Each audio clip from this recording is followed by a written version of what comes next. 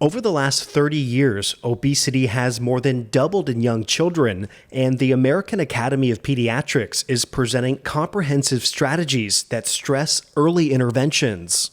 Pediatricians across the country had been waiting for this for a very long time. There was always lots of ideas or thoughts or discussion about what to do, but never this level of evidence to really support our decision making. Dr. Natalie Muth is a pediatrician at Children's Primary Care Medical Group La Costa.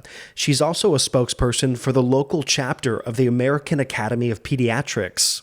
There had been an approach of see how they're doing, check in a couple months, wait and see how it goes. And we know now that that is not what we need to be doing. We need to be acting and intervening immediately when we identify that a child has obesity, as young as 2. New guidelines point out that it can be an early indicator of trends that could continue into adulthood.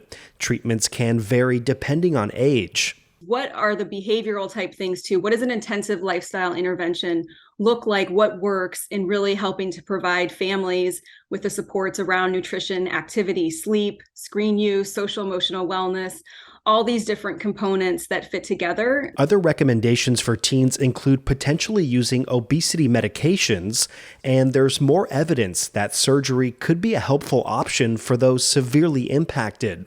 But that's not for every child, and things like genetics do come into play. Nutrition and exercise and lifestyle parameters can go a tremendous way towards preventing obesity. Rady Children's Hospital's Dr. Jeffrey Schwimmer says parents should expect their kids to be screened for health conditions caused or made worse by obesity.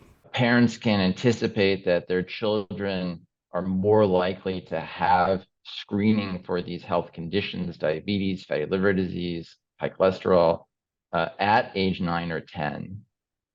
For specialists, I anticipate what it means will be that as busy as we are now, that we'll probably be even busier.